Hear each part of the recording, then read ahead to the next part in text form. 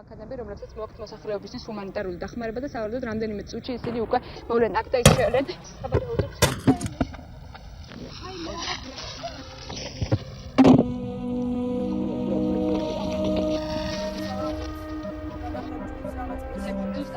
There's a lot of very brave and extraordinary work that goes on around the world from people who the public don't really know very much about. Politicians and society tends to be rather cynical about journalism, but I see enormous bravery, enormous challenge, great courage going on to surface things that the public really needs to know about.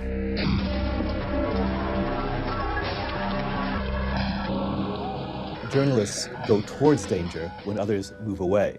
Journalists have to get involved with all sides of the conflict in order to get the story.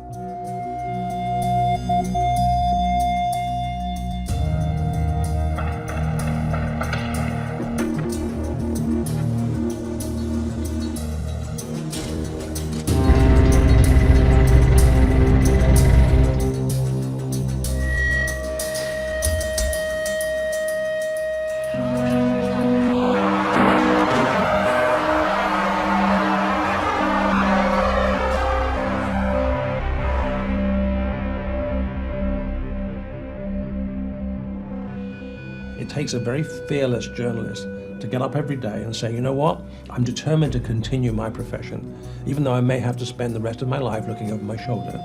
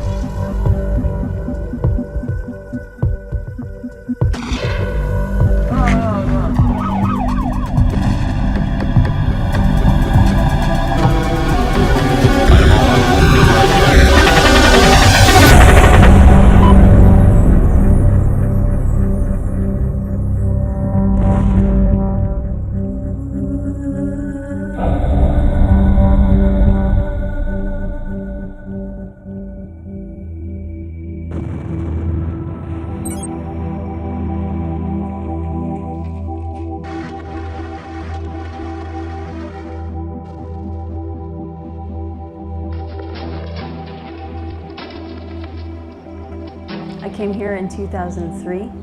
I came to cover the US-led invasion. I got here about 3 weeks before the bombing campaign started, and I stayed for the next couple of years working on and off. I came because I thought the war was going to be covered pretty heavily in the Western media from the position of embedded journalists.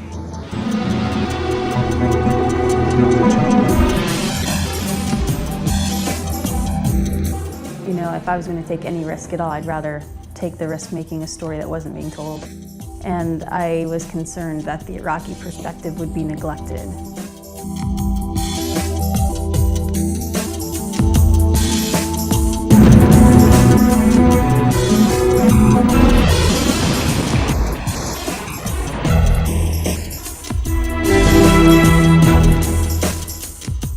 So I came and stayed in Baghdad and worked in Baghdad instead of working embedded with the US military.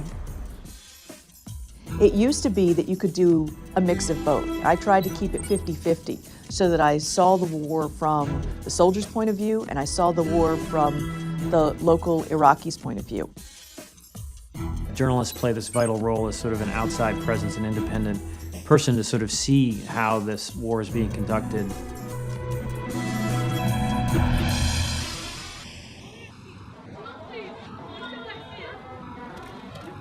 If you want to get to some of these stories, you have to take the risks of the people who are living through the same thing. And sometimes that means risking torture, risking kidnapping, risking death.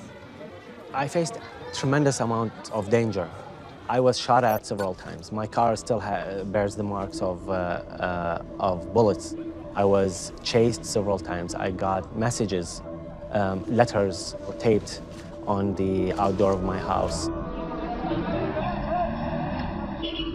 As the militants went from using us to reach the Western audience to just simply lumping us in with troops and foreigners as the enemy, we had to start embedding with the troops that was the safest option. That option, which used to be viewed as most dangerous, was now the least worst option. But when you travel with troops, you face the same risks. We wanted to go out with troops on Memorial Day. This was 4 months after ABC News anchor Bob Woodruff had been hit by an improvised explosive device, and he was still recuperating from a brain injury. What was supposed to be a routine shoot lasting a couple of hours ended in horrible tragedy.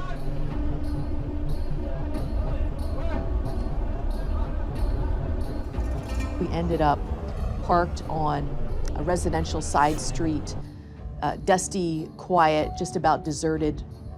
And we got out of our vehicles.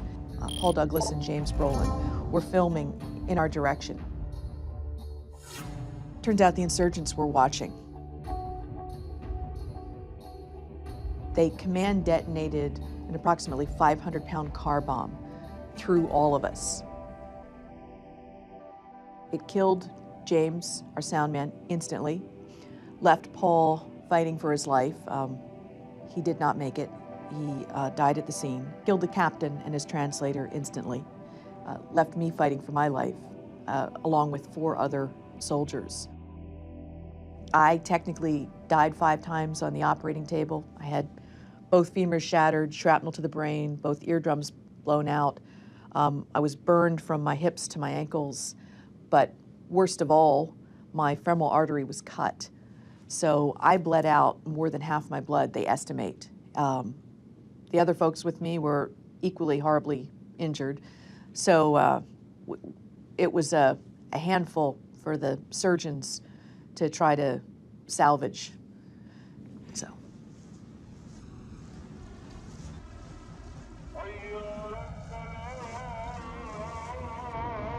Kidnapping was and is a very real problem in Iraq. Criminal gangs, militias roaming around, finding ways to extort money. This is why we've had doctors, academics, lawyers, a whole lot of Iraq's intelligentsia just flee the country because they're at grave risk of being kidnapped. Anyone is at risk who can fetch a better ransom. You have to be thinking, okay, it doesn't matter that I'm a reporter. Now to them, I am a Westerner with a potential big price tag on my head.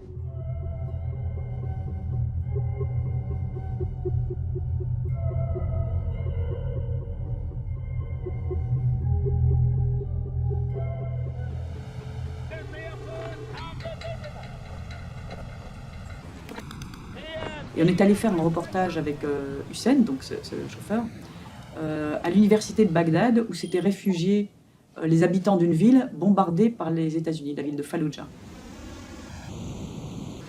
Donc on fait notre interview, on est monté dans la voiture, on est sorti de l'université, quand une autre voiture nous a arrêtés, et des types avec des kalachnikovs nous ont fait sortir de la voiture.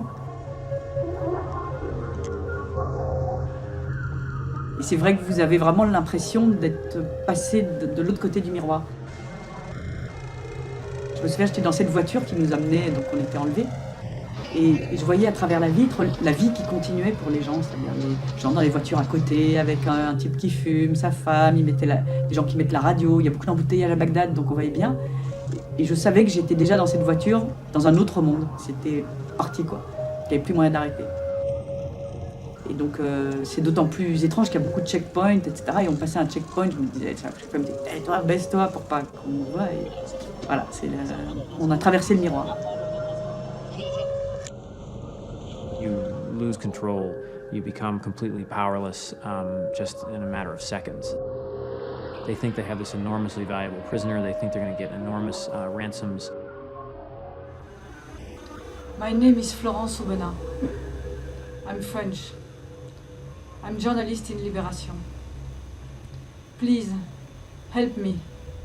My health is very... La négociation avec les preneurs d'otages se joue. Nous, on était enfermés dans une cave, on voyait personne.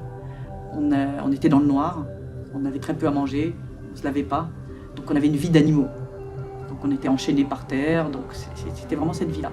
I ask especially Mr. Didier Julia, the French deputy. Please, Mr. Julia, help me, it's urgent. quand moi j'ai été otage, dans l'endroit où nous étions détenus, il y avait 13 autres personnes qui n'étaient pas journalistes. Il y avait un journaliste pour 13 citoyens. Nous, on n'est jamais que la face apparente, j'allais dire, d'une répression qui touche en général tout le monde quand elle arrive sur nous.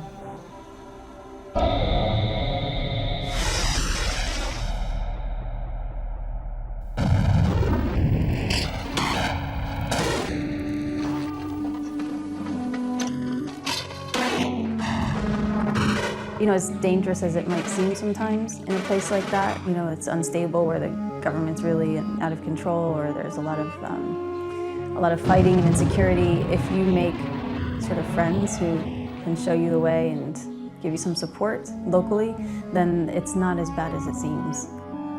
In fact, I often felt like I was sort of protected by the people around me as best as anyone could be.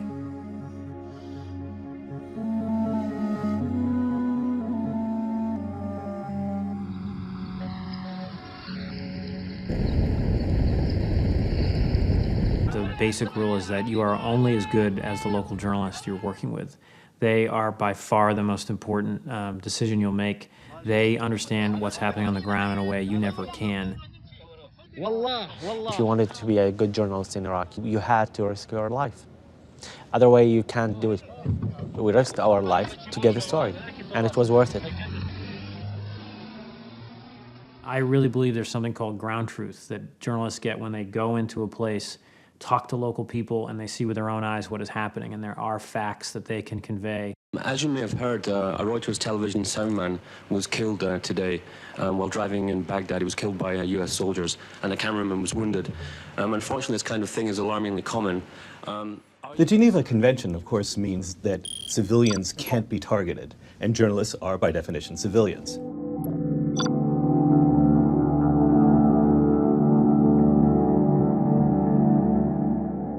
We have had people killed, it is really because the military says they cannot tell the difference of a journalist doing his work on the battlefield and someone who's on the battlefield for nefarious reasons. And so then the Geneva Convention, for all the protections that it grants civilians, does not help the journalist in the field.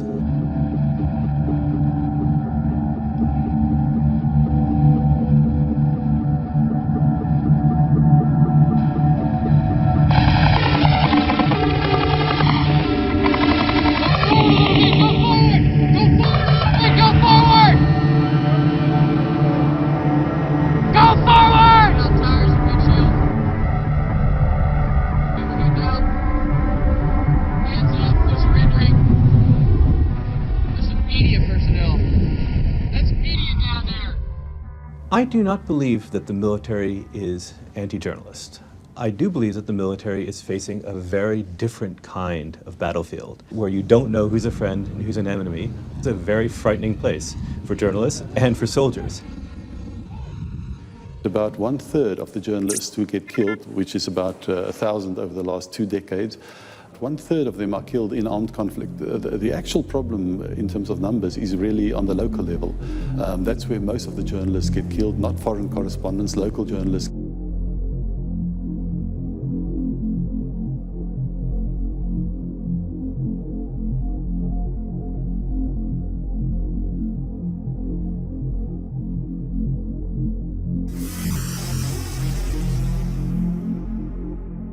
Particularly in the case of Iraq, we've seen more of our colleagues locally killed.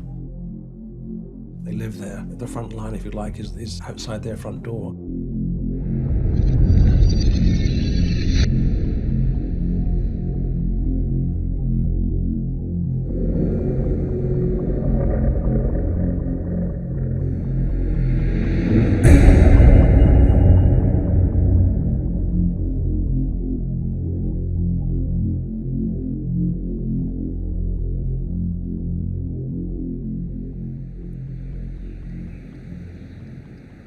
AP doesn't have people parachuting in from outside. We have people who live and work in those countries. We feel that it's important to have folks who live in a place explain it to the world. In April of 2004, Bilal Hussein, a photographer for the Associated Press in Fallujah, was picked up by the military, which believed that he was working for insurgents and held him for what ultimately was 2 years without charges.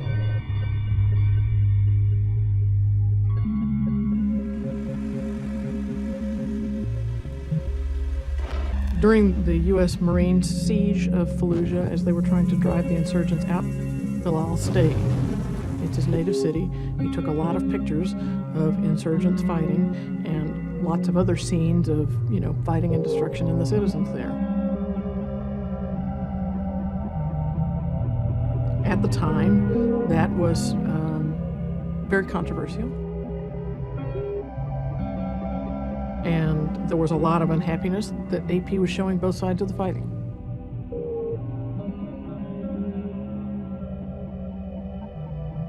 Different people in those situations, whether it's the U.S. military or the contracting companies or the locals or a resistance group or whatever, are going to all perceive us in their own ways, and usually that means with suspicion and basically seeing us as a problem. It did not stop us because that was the norms at the time. I definitely didn't know better. I thought it's a package, fulfilling the dream of being a mouthpiece for the Iraqis and getting the danger that comes with it. In recent and ongoing conflicts like Iraq and Afghanistan, the highest death toll, if you like, is indigenous journalists, particularly in the case of Iraq. Yeah, I would like that. We've lost colleagues who were local journalists filming alongside or close to insurgents.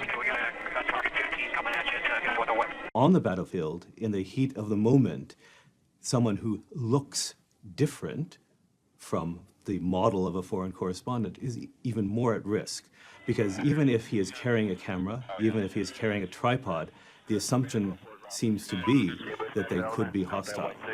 That's a weapon. Yeah.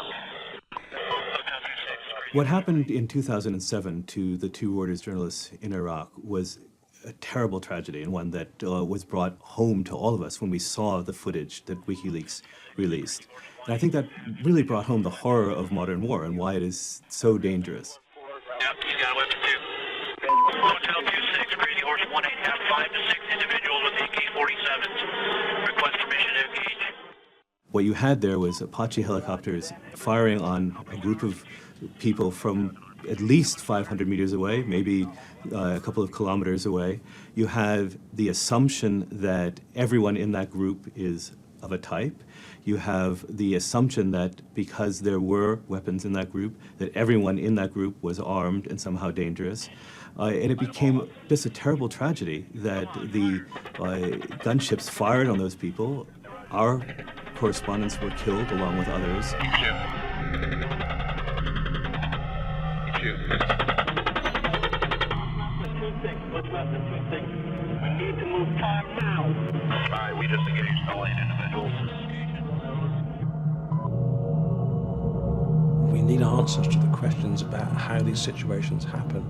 We've engaged and will continue to engage very actively with the authorities because we don't take for granted that people just happen to be in the wrong place at the wrong time. They were walking with a group where there were arms. Now, in 2007, in Baghdad, that was extremely common. Everyone was walking around with arms. But it became clear in the course of investigating this that because they were walking with this group, they were assumed to be hostile. And so we changed our rules and said, don't go anywhere near anybody who is carrying a weapon. Now, that makes it more difficult to do your job as a journalist, especially in a place where everyone is armed. But we felt it was a necessary precaution to take.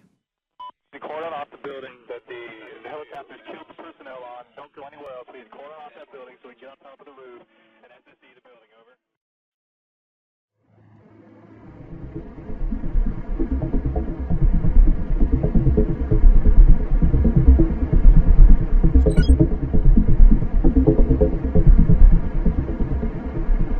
We were invited to an interview in November of 2008 with a Taliban commander just outside of Kabul, the capital of Afghanistan.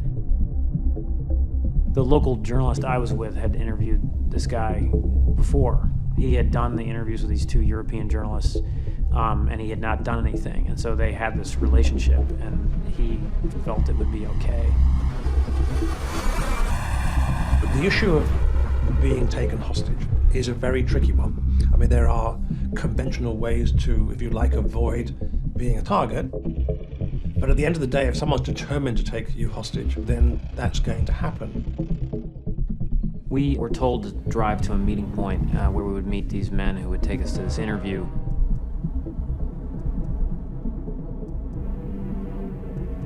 We rounded a corner and there was a car blocking the road, and these two Taliban gunmen rushed up to our vehicle.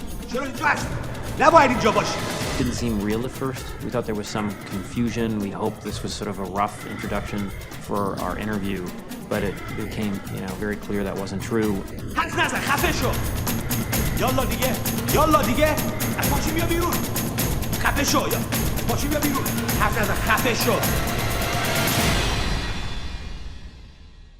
The key aspect of David's kidnapping was most of the drama was played out in Waziristan, which is, the absolute bastion of the armed militant groups of the jihad in Afghanistan. The initial demands in my case were for $25 million in cash and the release of 15 prisoners from Guantanamo Bay, Cuba. There's no kind of clear rules on what to do in a kidnapping. And, we survived, so I guess we did the right thing. But the idea that these militants are going to somehow have a sort of reasonable way of resolving the case doesn't apply. And we spent the next 7 months in captivity in North and South Waziristan, shuttled from house to house, and we were able to finally escape from captivity in June of 2009, and we made it to a Pakistani military base, and then we're allowed to go home.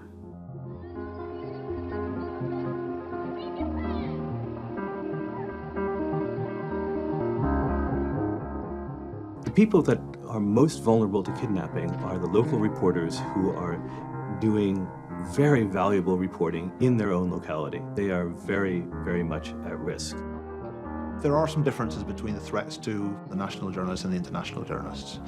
In terms of the perceived rewards, somebody who's conducting a kidnapping, they expect to get more out of it if they get hold of an international journalist. But of course, if they just want to be able to pick up a national journalist, then probably nobody will come after them, and they don't have to perceive any particular threat of law enforcement action.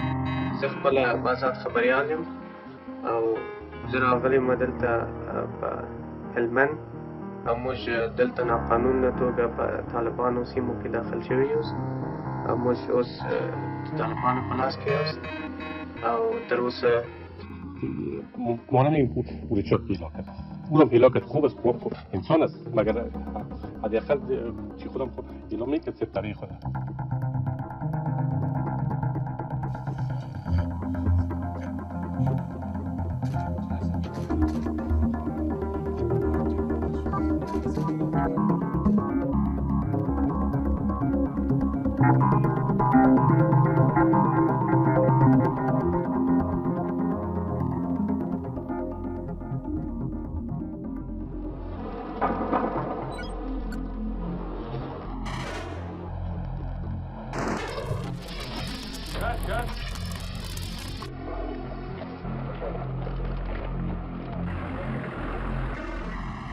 I've been detained twice, but I did feel that going into Bosnian Serb territory and being arrested there was worth it.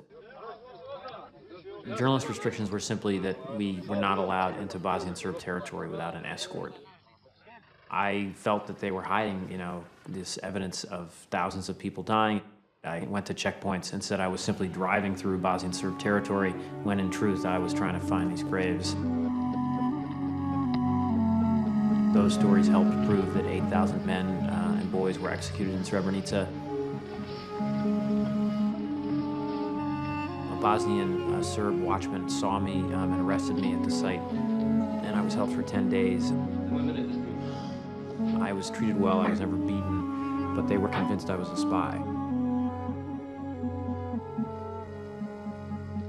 I think my kidnapping in Bosnia was basically about controlling the message. They sort of kept denying that they had carried out these executions.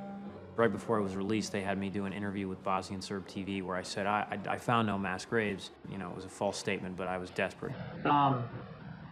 I am very happy to be in Belgrade and very grateful to the assistance of the Serbian government in getting me here, and it's a great relief for me to leave the Republic of Serbia. When journalists stop going to these places, the militants that are terrorizing civilians, they win. The governments that are oppressing opposition groups, they win.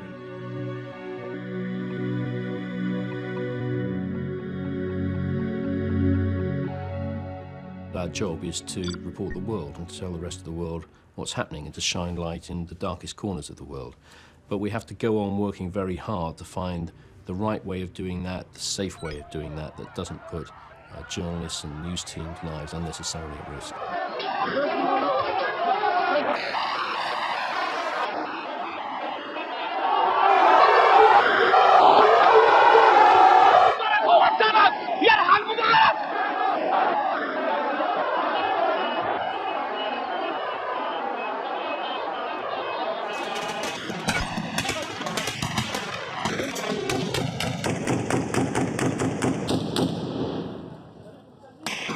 يا اسمع في دبابات قدامك طخ من فوق ضوء.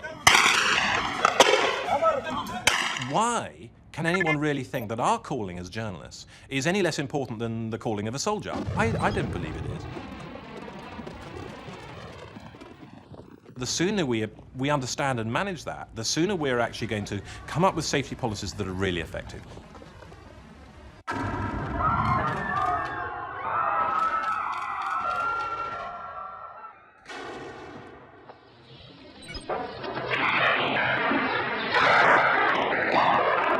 A journalist has to be concerned about all the contingencies that could arise, from landmines to the possibility of crossfire, to the possibility of incoming mortars, to military forces simply changing sides. So a journalist needs a certain level of combat awareness training as well as emergency first aid. When the shelling started, I don't really remember much after that. There were a couple of close hits, and then we took a direct hit somewhere. I was injured in the leg. I think my colleague Mikhail is dead, and Remy also is dead, as far as I know. I don't know much at the moment.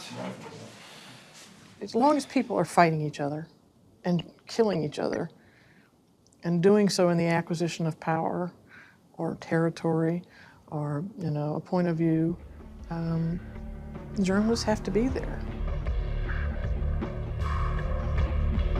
We have seen a rise in this culture of impunity in some of the world's most dangerous countries, not about talking about war zones now, but countries like Mexico, where to kill a journalist is easy censorship. So journalists who make themselves awkward, who do investigative work, who get on the wrong side of particular crime gangs or even particular political divisions make themselves vulnerable. And we've seen that rise inexorably again over the last decade.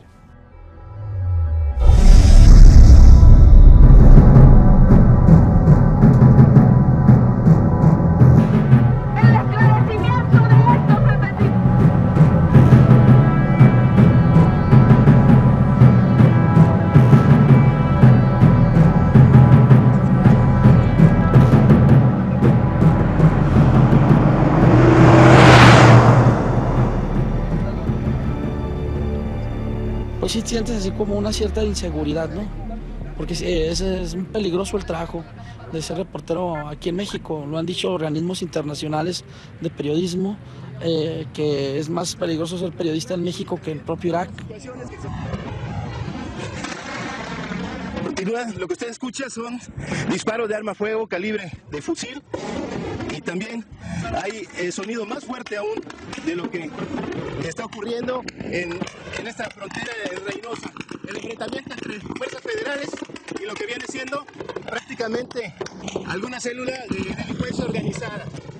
El armamento que usted escucha en este momento. Unfortunately, in many cases in these regions, authorities are co-opted by criminal organizations. The influence of the cartels in many of these areas is huge over law enforcement, politicians, and state prosecutors. And in most cases, these people are in charge of investigating these crimes. Los cárteles no pueden subsistir sin la ayuda del Estado. O sea, los policías son los que les abren paso, los que dejan de investigar, los que les proporcionan vehículos, los que les proporcionan logística, y eso es lo que afecta a los periodistas en este momento.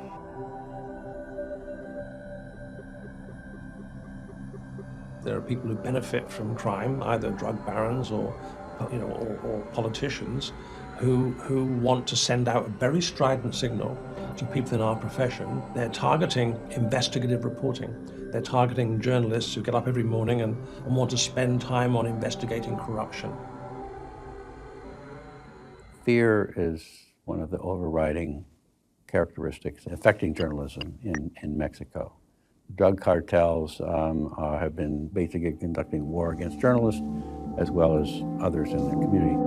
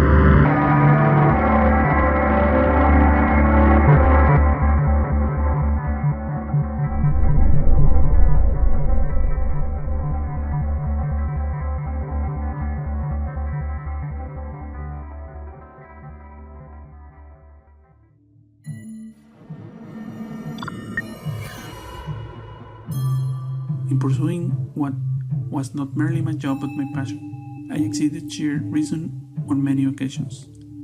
So it often happened that in trying to capture the best image or dig up a scoop, I crossed the line into danger. In 2006, I received reliable information that several journalists were named on an organized crime hit list because of their reporting on the Juarez drug wars. My source told me I was on that list. I was doing some investigation related with these abuses, human rights abuses for militaries, but in the same time, this incident happened at the massacre of the rehab center. So I got information that witnesses said that at least one big truck with soldiers blocked the road to help the hitmen to be at the rehab center and kill these people. With these two investigations going side by side, I start to notice that I have been followed. One day, my wife, she go back home, and outside of his minivan, she noticed that another minivan who was following her parked just outside of the house. There's two men in the minivan. One of the men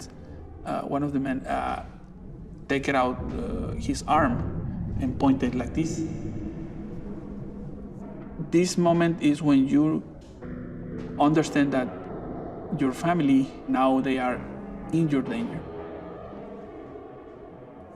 We have a phrase, it's quite common among the police officers in Mexico. They say that the heart and your stomach gives you good advices. So you have to learn to listen to them. So you feel that something is wrong.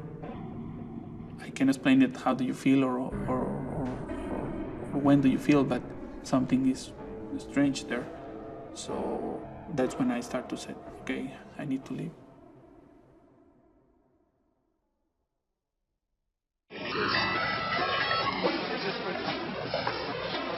According to CBJ research, more than 85% of crimes against journalists go unsolved. It's a huge problem, which in many cases perpetuates a climate of fear and intimidation where journalists and media are wide open to attacks. Impunity is a green light for those who attack journalists in places around the world.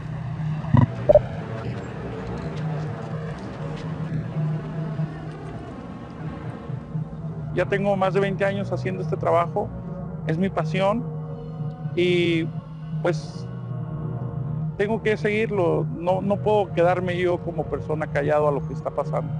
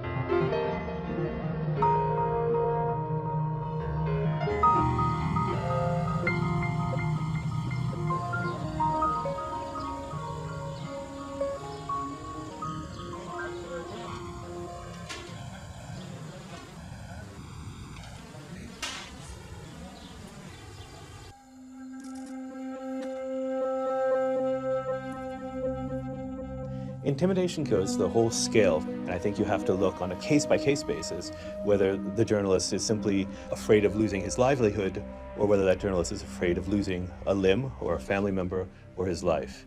And all these things have happened, all these things are happening, all these things are very much real for people in the journalistic community. Usually, they call you, they send you a message through some, even for a journalist, for another journalist or a friend or a lawyer, they call you, they send you, hey, you know what, you need to stay out of this area. En Tijuana, en finales de los 80, principios de los 90, los hermanos Arellano Félix andaban haciendo negocios de manera muy abierta, andaban reclutando jóvenes de la sociedad de manera muy abierta.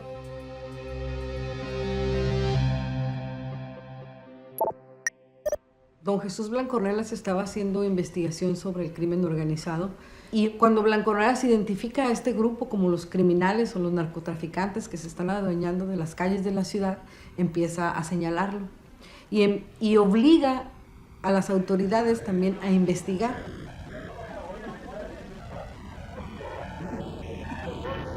Los hermanos Arellano Félix mandan a asesinar a Blancornelas, producto de lo que habíamos publicado en el semanario. Ahí asesinan a Luis Valero, que era su asistente y chofer, y don Jesús, bueno, milagrosamente sobrevive. Tuvo más de 80 impactos de bala la camioneta de don Jesús. En el lugar de los hechos del atentado queda muerto uno de los sicarios.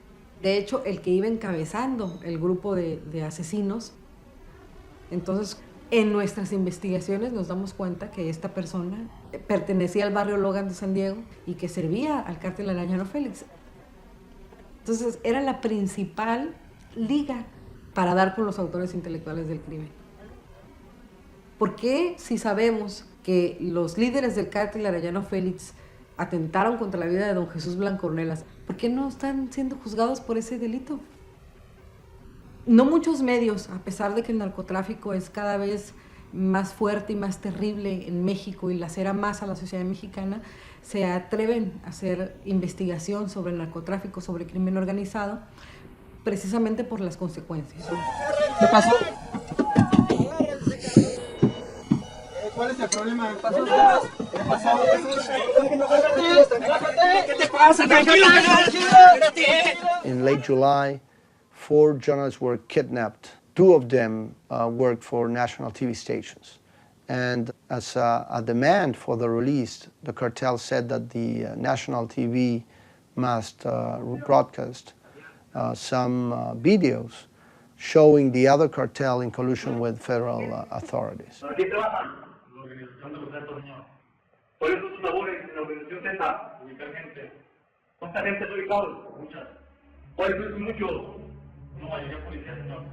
So the drug war in Mexico is not only fought in the streets, it's also a war for the control of information. And there are indications now that the cartels are trying to influence the information agenda more widespread. Cartels are telling publishers, editors, and reporters what they can publish or what they can't publish.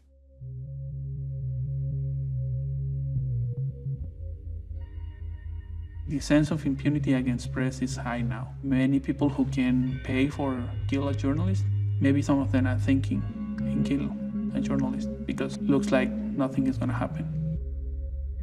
I think they have a double purpose. One is to shut up this person, to eliminate this person, as well as to send the message to other journalists. This is going to happen if you don't follow my rules. Reafirma su condena a los asesinatos de los periodistas Gabriel Funge, Guillermo Luna Varela, Esteban Rodríguez y Acema Becerra y Regina Martínez. No descansaremos en la colaboración con su gobierno para que se haga justicia a los periodistas fallecidos.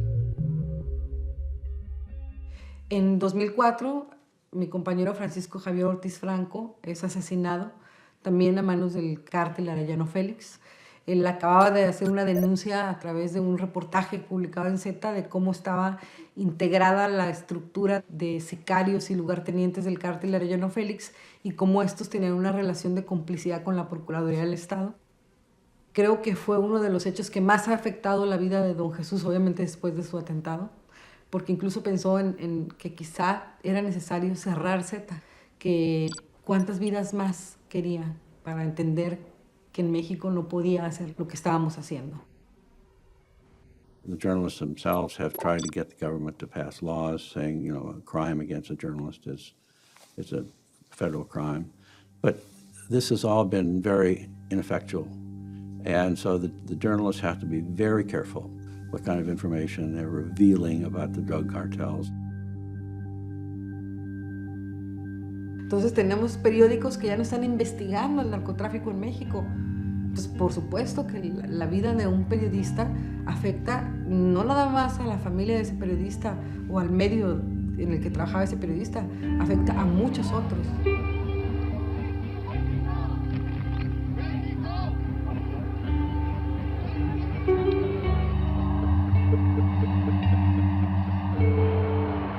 Censorship in Mexico is basically a result of the threat of violence imposed by the drug cartels and the failure of the government to provide minimal safety guarantees for reporters and the media to do their work without fear of reprisal. Killing of journalists is not collateral damage. El gobierno está siendo cómplice al no investigar a los asesinos de los periodistas. El gobierno mexicano ha fallado en preservar la libertad de expresión en este país porque a veces también le es incómoda la libertad de expresión en este país. Yo no le estoy faltando respeto a nadie. Lo voy a grabar, es mi trabajo.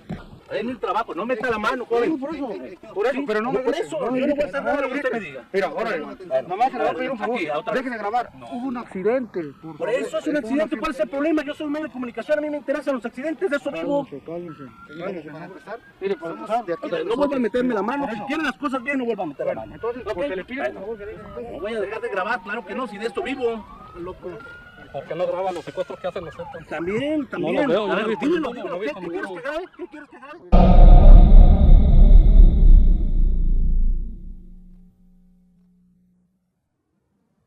En Z nosotros tenemos muy claro que nuestro compromiso es con los lectores nada más. Consideramos nosotros que nadie, ni el gobierno corrupto, ni el gobierno abusivo, ni los narcotraficantes, ni los secuestradores, ni los criminales, tienen derecho a callar un medio que la sociedad está apoyando. La libertad y la solidaridad y el apoyo que hemos encontrado en la sociedad donde estamos inmersos es lo que nos hace salir adelante. Crime, corruption, and violence promoted by criminal organizations, by organized crime, is devastating the Mexican press, undermining citizens' right to freedom of expression and access to information, seriously endangering the stability of the Mexican democracy.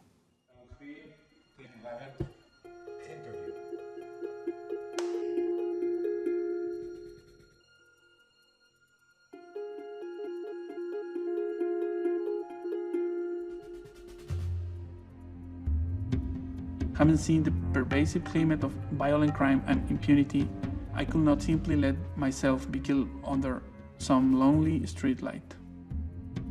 In September 2008, I left Mexico with my family. I went to Vancouver, Canada. I'm still alive, and I'm fortunate for that. But I feel the pain of having fled my country and my profession. I now have a part-time job as a janitor, the only work I could find after 14 months of unemployment. We are alive, out of the crossfire, but having lost so much.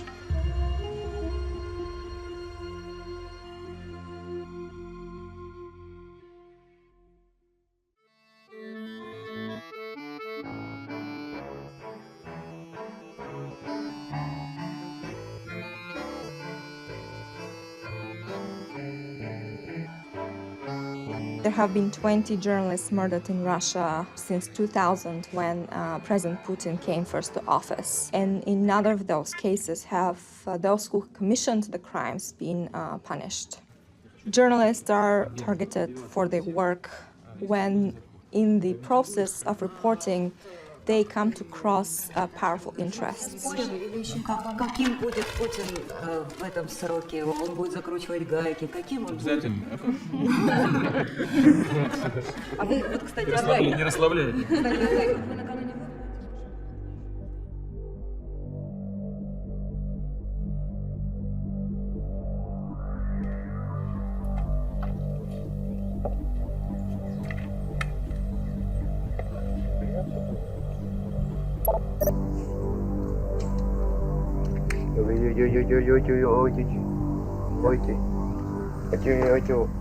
The murders of journalists have become less frequent in Russia.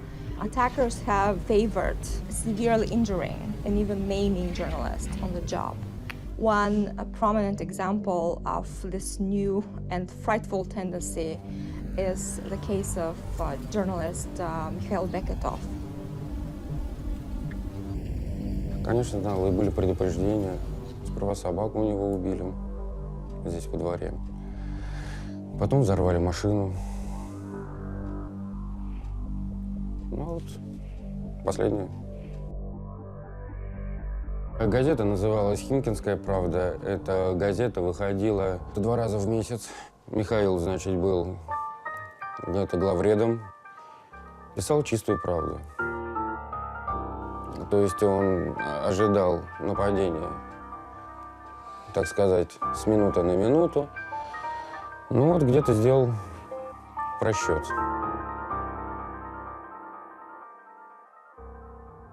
К Мише прислали 2 киллеров.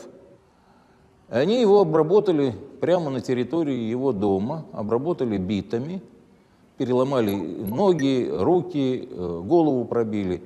В общем, чудо, что он остался живой. Пролежал он там сутки на морозе. И только то, что он военный, он десантник, он командос. И только из-за того, что вот его такое могучее абсолютно здоровье привело к тому, что Беккет остался жив. He was a towering figure before the attack, and he had been long at odds with the local administration. He would not relent, and he paid the most severe price. Even though he's alive now, he cannot do his job anymore.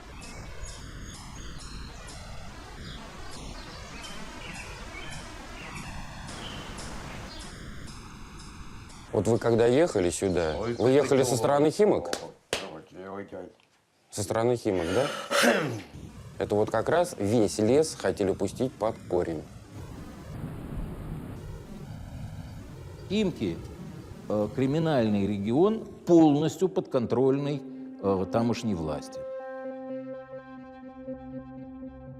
В городе Химки, там, где должна пролечь трасса, которую строят друзья Путина, братья Ротенберги, с помощью французской крупнейшей инвестиционного банка, люди стали на защиту леса. И Михаил Беккетер говорил, что трасса может пройти по другому месту. Владимир Стрельченко – это мэр города Химки. И, видимо, он был заинтересован в продаже земель под строительство вот этой дороги. И все отсюда и крутится.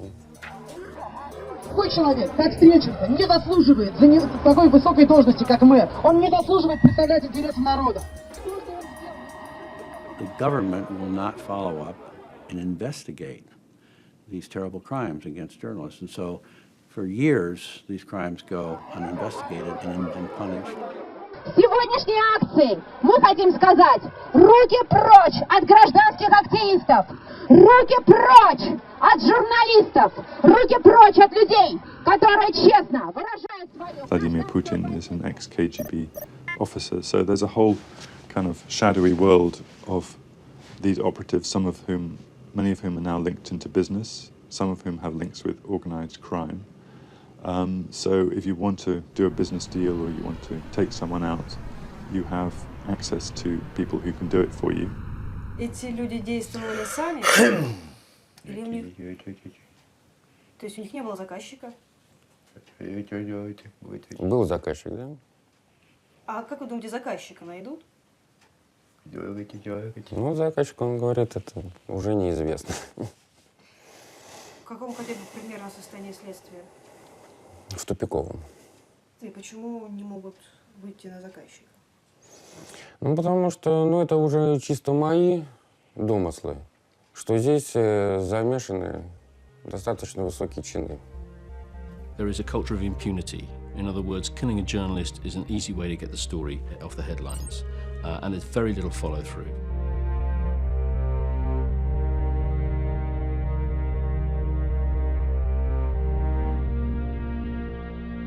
Anna Politkovskaya was, without a doubt, Russia's bravest investigative journalist, but she was most famous for her reporting on Chechnya. At one point she was abducted there, and then released. She was threatened several times. You have to be on the run all the time, change clothes, stay alert, simply to do your job as a journalist, to collect information from both sides. The kind of terrible irony is that she was someone who faced death so many times in Chechnya, and then she was actually murdered in the lobby of her apartment block in Moscow. She was just stepping into the elevator and someone surprised her and shot her.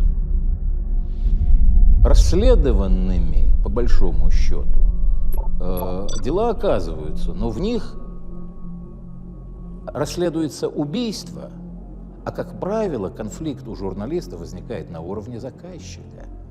А заказчиков этого убийства в деле, как правило, нет. Novaya Gazeta, the independent newspaper based in Moscow, is probably the newspaper which knows most of what it is like to lose colleagues to work-related murders. Погиб Игорь Домников, убит наемными убийцами. Он очень много и серьезно писал специальные репортажи про коррупцию. Погиб Юрий Щекочихин, который всю жизнь занимался противодействием коррупции. Убита Наташа Истемирова. Она после смерти Ани много писала. И теперь фактически Чечня – закрытая зона для большинства изданий. Убиты Настя Бабурова, молодая совсем девчонка, 20 лет, стажер, еще даже в штат не был. И Стас Маркелов, который вел множество дел редакции адвокат, также он занимался делами антифашистов, то есть он преследовал националистов, расистов. You have a top leadership in the country that, while they give lip service to free expression, they really don't believe in it.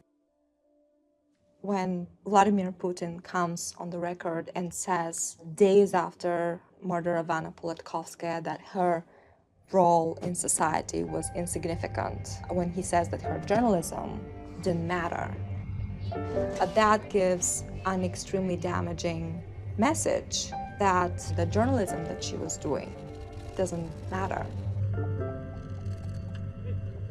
To this day, we don't know who ordered the gunman to her doorstep.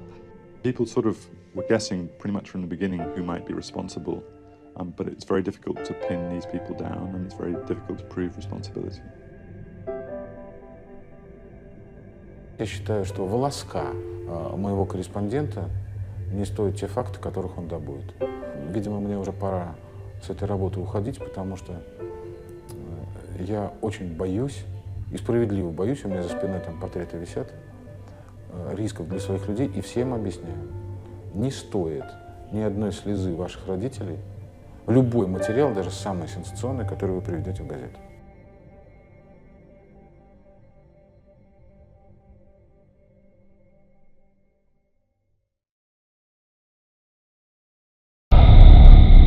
Moscow police are investigating a brutal attack on a correspondent with Russia's Kommersant newspaper. Oleg Kashin was fiercely beaten near his home and is now... Я высказывался не как расследователь, скорее, а как комментатор, который там называл дураков дураками, подонков подонками и так далее. Наверняка это многих раздражало, и, в принципе, таким большим сюрпризом нападение для меня не стало. Какой историей вы занимались, когда нападение произошло? Ну, было несколько историй. Первое, что мне пришло в голову, когда я очнулся, история Химкинского леса. На сам по себе лес всем наплевать. Просто в этом месте сплелись все вот такие больные точки. Да? Ну, во-первых, да, окей, хорошо, экология. Во-вторых, вот именно наглость, хамство и безнаказанность власти, которая для достижения своих целей готова там, идти и на насилие, и на обман, и на подлог, и на все на свете. Mr. Cashin currently in a very critical condition, in a induced coma. One video from a CCTV camera which actually captured the attack itself leaked into the internet on Monday. The police have already strongly criticized. 6 ноября ночью я шел домой, у меня дом обнесен забором с калиткой, и возле этой калитки стоял мужчина с цветами. И вот я подхожу к этой калитке, оборачивается этот мужчина, смотрит на меня, бросает букет на землю и наносит мне такой очень хороший боксерский удар в челюсть, от которого я падаю. Остальное я уже видел на видеозаписи, потому что, видимо, я от первых ударов потерял сознание. После этого второй мужчина, которого я не видел, появился из-за там такой есть темный уголок с железным прутом в руках. И этим прутом нанес мне, я пытался считать, но больше полусотни ударов по голове, особенно по области рта, то есть мне были сломаны обе челюсти. И мне сознательно зачем-то ломали ногу, видимо, чтобы я куда-то не ходил.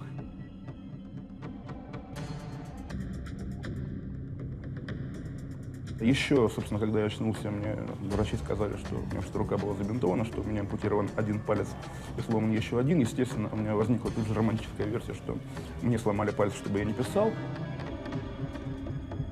Мы спорим там с коллегами, со следователями, хотели убивать или не хотели. Наверное, не хотели, потому что если бы хотели, вот именно была цель убить, убили бы.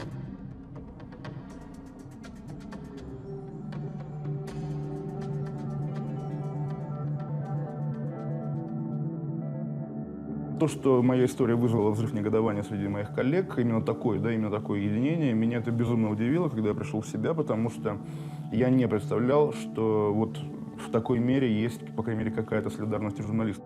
Раздражение копилось, там раздражение, негодование со всеми убийствами.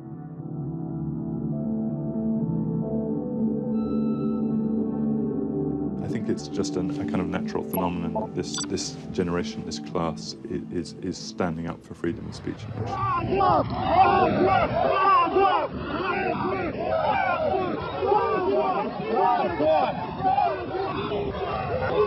Россия без Путина! Россия без Путина! Россия без Путина! Россия без Путина!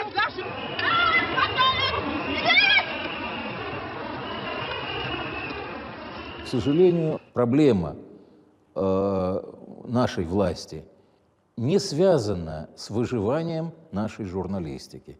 Им журналистика, для того знания, которым они руководствуются, для руководства страной, им совершенно не нужны журналисты.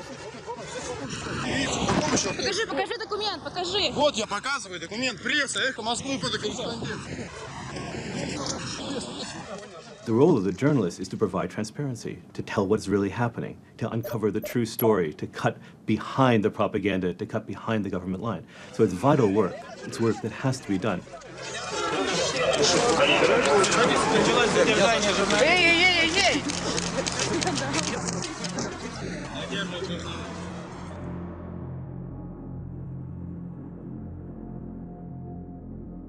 Газета называлась «Согласие правды», я являлся главным редактором этой газеты. Это подмосковная газета, которая издавала одноименное движение «Согласие правды».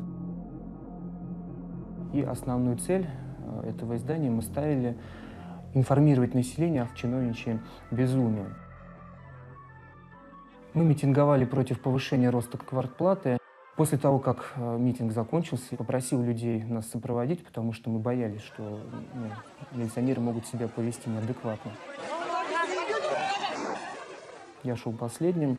Как ни странно, ко мне подошли 3 человек. Они были в штатском. Потом уже мы узнали, что это были сотрудники милиции.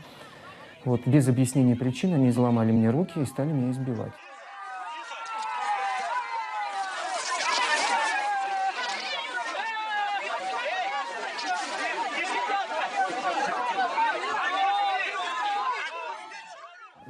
На счастье, просто 3000 человек свидетелей, которые не остались равнодушными. Они просто отцепили в кольцо и начали милиционеров оттеснять, бабушки с палочками, там их отпихивали, кто как мог. Я несколько раз терял сознание, потому что били, естественно, по голове, когда они поняли, что они меня увести не могут, но самое больное место – это голова. До сих пор остается вопросом, кто избил меня. До сих пор эти лица официально не установлены. Более того, милиционер, который на меня нападал, самый главный, который вот меня бил по голове, получил повышение, стал заместителем начальника сразу после вот инцидента с моим избиением. Whenever enterprising journalists are slain or silenced or drowned and marginalized, everybody suffers. Ну вот, к примеру, часть дела по экстремизму, который против меня заводили. Сколько пришлось бумаг? 3 экспертизы. То есть в настоящий момент для журналистов закон, который позволяет их просто отстранять от их деятельности путем обвинения их в экстремизме. Давайте, стартом будьте добры, пройдите, пожалуйста. Давайте, пройдем. Нельзя говорить, что в России как-то особенно опасно быть журналистом. В России особенно опасно быть кем угодно. Я не пойду с вами никуда. Я никуда с вами не пойду. Ваши действия незаконны. Вы нарушаете мои права. Экстремизмом называется несогласие с мнением начальства, выраженное в любой резкой форме. Как 6 гармошек растягивается до любой широты и играет при этом любую необходимую власти мелодию.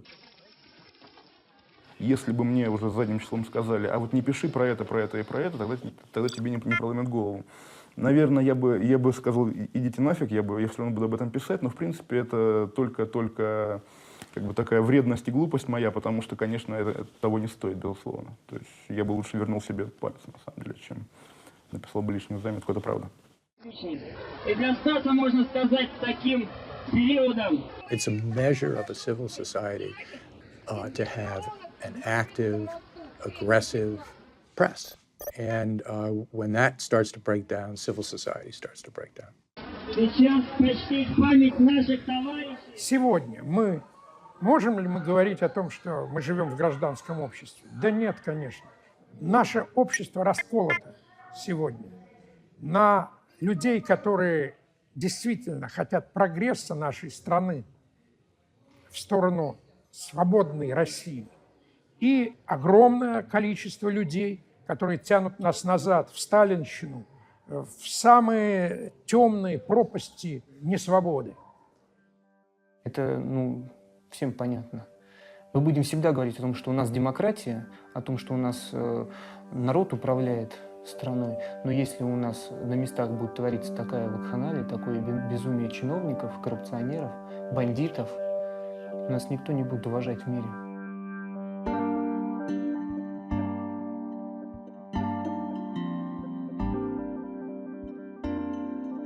We can't say that the investigative journalism is extinct, not yet. But it is an endangered species. It only takes one journalist to be beaten or assaulted or murdered for the rest of his colleagues to think, why am I in this profession?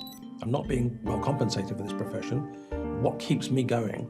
Isn't there an easier way of doing, making a living? Сейчас я ушел из журналистики, и, соответственно, на мой взгляд, я для них, наверное, не представляю угрозы. СМС-ки с угрозами перестали приходить. Меня, слава богу, больше пока никто не пытался сбить машины, и милиционеры меня не сбивали. Если вдруг я окажусь опять главным редактором и начну, не дай Боже, опять их обличать во всех грехах, думаю, будет тот же сценарий. Понимаете, я переживаю за свой город. Мне хочется, чтобы там было чисто и красиво. Мне хочется, чтобы у нас хватало всем детям мест в детских садах. Хочется, чтобы у нас были дороги без ям. Я всегда был неравнодушным. Но, к сожалению, это у нас вообще невозможно работать. То есть на местах это очень нереально пока. А есть ли вообще какие-то способы для журналистов работать? Анонимно. Как? Анонимно.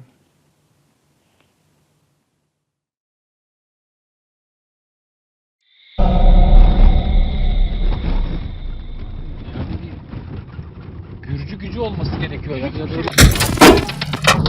Geri.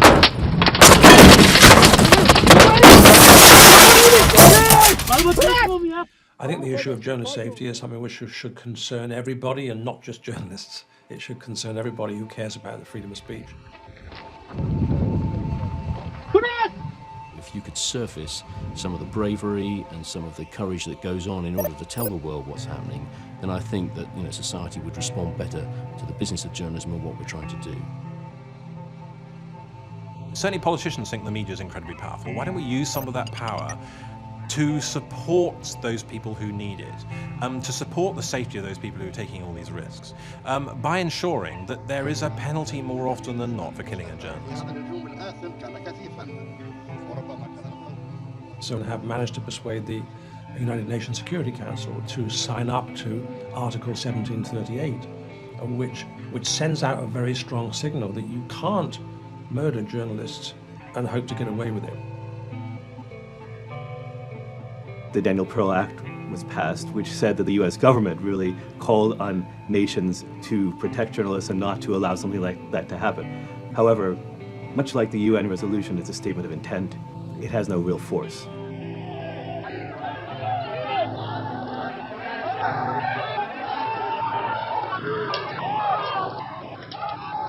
Almost everyone I know who does this has this sense of mission. If you are in a war zone and see something happen in front of you that shouldn't be happening, and you bring that back to where the policymakers are, and they see that and they change the policy, you are doing your job. I am optimistic. I think that you see spreading around the world this general desire for the rule of law and for governments that are more accountable to their people. People want information. They want judicial systems that are independent. As that continues, you will see that there will be accountability for people who abuse journalists and less impunity.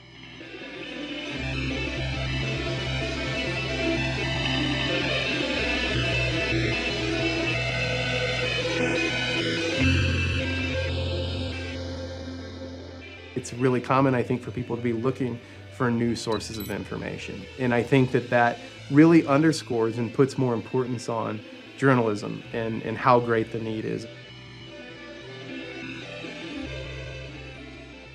It's like we need fresh air to breathe. You know, we need it, we know it when it's not there, we suffer from its lack, and we're going to look for it.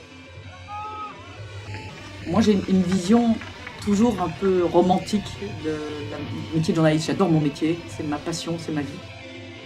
Et je crois que notre métier est dans la prise de risque aussi. Alors il faut la contrôler, il faut faire très attention, d'autant plus attention, mais je ne pense pas qu'on puisse se permettre de dire à un pays, donc nous, on n'y va plus, au revoir tout le monde, et on vous appellera dans quelques années quand ça ira mieux pour interviewer ceux qui ont survécu. Ça, on peut pas se permettre de faire ça quand on est journaliste.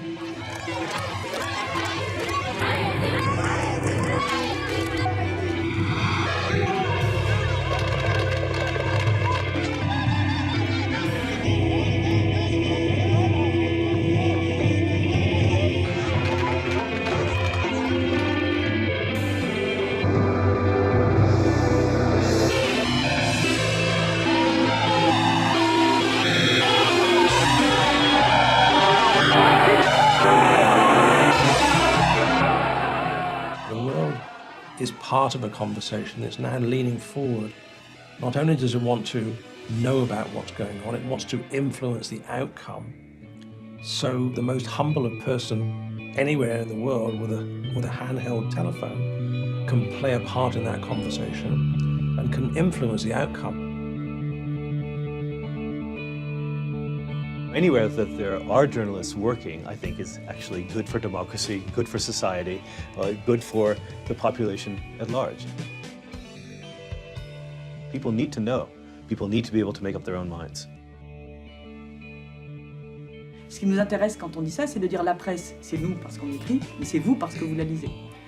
Et défendre la liberté de la presse, c'est vous défendre, c'est pas nous défendre.